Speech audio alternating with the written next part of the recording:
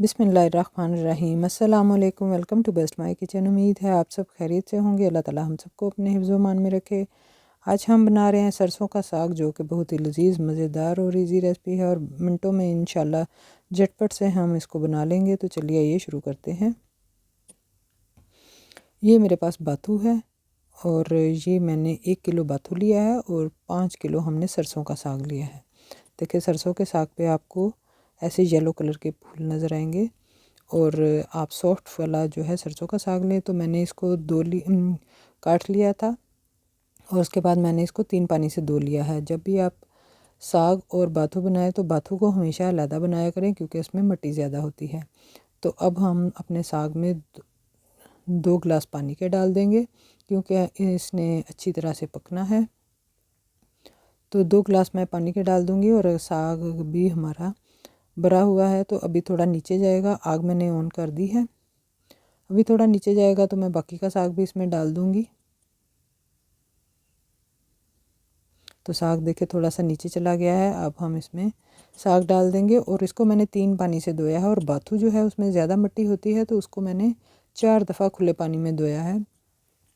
तो हमारी दोनों चीज़ें बहुत ही अच्छी साफ़ सुथरी हो गई हैं। अब इसमें बाथू भी शामिल कर देंगे और 1 टीस्पून मैं इसमें नमक का शामिल कर दूँगी और इसको फिर ढाँप देंगे 10 मिनट के लिए, ताकि ये अच्छी तरह से नीचे चला जाए। अगर ये ऊपर ही होगा, यानी कि फुल भरा हुआ होगा, तो आप प्रेशर का ढक्कन कभी भी बंद ना करें, क्योंकि इस तरह आपका प्रेशर जो है वो फटने का ख़दशा होगा और आप जो है उसमें कोई भी परेशानी हो सकती है। तो बेहतर है कि इसको पहले थोड़ा खुला रख कर पकाएं और इस जब ये नीचे चला जाए, देखें अब काफ़ी नीचे चला गया है, तो अब हम इसका ढक्कन लगाएंगे और इसको हम जो है कम से कम 1 से 1.5 घंटा पकाएंगे। पहले मैं इसकी आग तेज़ रखूँगी, जब ये इसका वेट हिलने लगे तो फिर मैं इसकी आग मैंने कम कर दी थी और इसको मीडियम फ्लेम पे मैंने पकाया है तकरीबन 1.5 घंटा।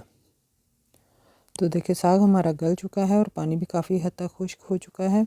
देखिए बिल्कुल गल चुका है। तो अब हम इसको मैश करेंगे। आप चाहें तो इसको इसके साथ भी घोट सकते हैं, घोटने के साथ, लेकिन आज मैं इसको हैंड ब्लेंडर से जो है वो मैश करूँगी। तो इस तरह से हम इसको अच्छी तरह से मैश कर लेंगे। पानी मुझे थोड़ा कम लग रहा था, तो 1 कप मैंने इसमें पानी डाल दिया था, ताकि अच्छी तरह से मैश हो सके। तो साग हमारा अच्छी तरह से घोटा जा चुका है। अब हम इसको तड़का लगाएंगे। आप इसको चॉपर में भी डालकर चॉप कर सकते हैं, तो बहुत आसानी से आपका साग बन जाएगा। तो 1 मीडियम साइज़ मैंने प्याज ले लिया है, 2 इंच का टुकड़ा अदरक का ले लिया है और 100 ग्राम मैंने हरी मिर्चें ली हैं। देखें हरी मिर्चें हमारी तीखी वाली हैं, और आप अपने टेस्ट के मुताबिक कम या ज़्यादा कर सकते हैं, लेकिन 5 किलो साग के हिसाब से मैंने मिर्चें ली हैं। तो इस तरह से इसकी डंडियाँ उतार लेंगे और हमने सारी चीज़ों को धो लिया है। तो डंडियाँ उतार ली हैं हमने और अदरक के छोटे पीसेस कर लेंगे, क्योंकि हम इसको चॉप करने वाले हैं। आप चाहें तो इसको चट्टू में या कुंडे डंडे से भी पीस सकते हैं।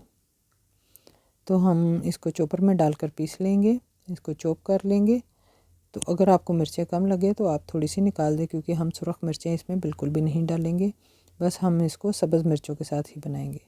तो बहुत बेहतरीन और मज़ेदार और पंजाबी टेस्ट जो स्पेशली होता है वो हमारे साग का आएगा। तो कुकिंग ऑयल मैंने डाल दिया है आधे कप से थोड़ा ज़्यादा, यानी कि 2/3 आधे कप से थोड़ा ज़्यादा है। और इसमें मैंने प्याज को स्लाइसिस करके डाल दिया है, जो मीडियम साइज़ हमारे पास प्याज था।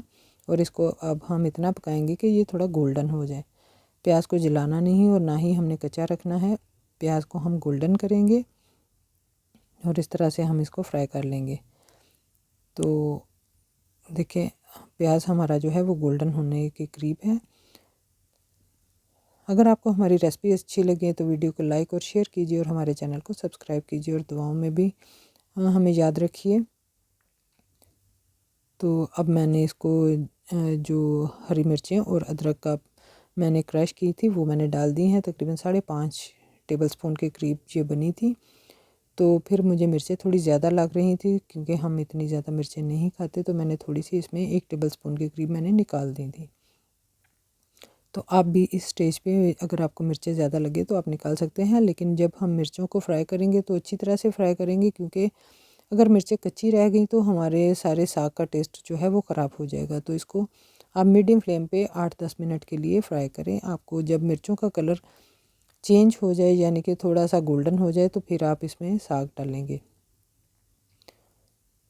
तो इसमें अब हम जो है वो बाकी के मसाले डालेंगे, लेकिन इसमें लाल मिर्चें हम बिल्कुल भी नहीं डालेंगे और ना ही हम धनिया पाउडर डालेंगे, ना ही गरम मसाला डालेंगे। बहुत ही आसान और सीधी सी सिंपल सी रेसिपी है, लेकिन इतनी मज़ेदार कि आप जब खाएंगे तो आप कहेंगे कि ऐसा साग मैंने पहले कभी नहीं खाया। तो आप इसको ज़रूर ट्राई करें। तो ये देखें, मुझे मिर्चें थोड़ी ज़्यादा लग रही थी, तो इस स्टेज पे मैंने 1 टेबलस्पून के करीब मिर्चें जो हैं वो निकाल दी हैं।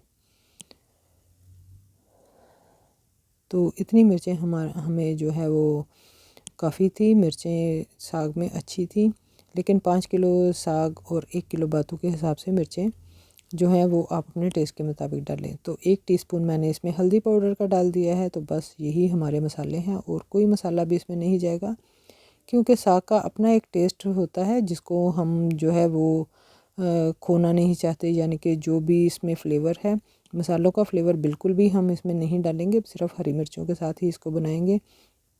और अब हमारा मसाला जो है वो अच्छी तरह से भुन चुका है, तो इसमें हम साग शामिल कर देंगे और साग को हम जो है इसमें सारा साग डाल देंगे। इसको हम सारे साग को मैंने तड़का लगा लिया है और आप फिर चाहें तो इसको जितना आपने इस्तेमाल करना है आप इस्तेमाल करें और बाकी का फ्रीज़र में रख दें। तो आपका आराम से जो है 10-15 दिन आप इसको फ्रीज़र में रख कर खा सकते हैं। इसका टेस्ट बिल्कुल ऐसा ही रहेगा, बिल्कुल ख़राब नहीं होगा। तो सारा साग हम इसमें डाल देंगे और फिर हम इसको अच्छी तरह से भून लेंगे। साग में क्योंकि थोड़ा पानी होता है, तो आप इसको अच्छी तरह से भूनें, क्योंकि जब हम इसको प्लेट में निकालते हैं तो पानी पानी आ जाता है, वो फिर अच्छा नहीं लगता। तो इसको चेक करने का तरीका भी यही है कि जब आपका साग पक जाए, आपको लगे कि साग पक गया है, तो आप इसको प्लेट में डालकर चेक कर सकते हैं। तो हाफ़ टेबल स्पून जो है मैंने इसमें नमक का और शामिल कर दिया है, क्योंकि नमक सिर्फ हमने 1 टीस्पून शामिल किया था और टोटल मैंने 1 टेबलस्पून जो है नमक शामिल किया है। आप अपने टेस्ट के मुताबिक नमक कम या ज़्यादा कर सकते हैं, लेकिन नमक को आप इसी स्टेज पे शामिल करें, क्योंकि पहले तो साग हमें काफ़ी ज़्यादा लग रहा होता है और उस हिसाब से अगर नमक डालेंगे तो फिर नमक तेज़ हो जाएगा। तो साग जो है हमारा रेडी हो चुका है। अगर आपको चेक करना हो कि साग हमारा पानी तो नहीं, आप थोड़ा सा इसको स्लोप इसकी बना कर देखें प्लेट की, तो पानी जो है वो आ जाएगा, तो आप फिर इसको भून सकते हैं। तो इसके अंदर मैंने बटर शामिल कर दिया है। फ्रेश बटर है हमारे पास, घर का बना हुआ। आप इसकी रेसिपी देख सकते हैं, डिस्क्रिप्शन बॉक्स में डाल दूँगी। वीडियो देखने के लिए बहुत बहुत शुक्रिया। आपको हमारी वीडियो अच्छी लगे लाइक और शेयर कीजिए और हमारे चैनल को सब्सक्राइब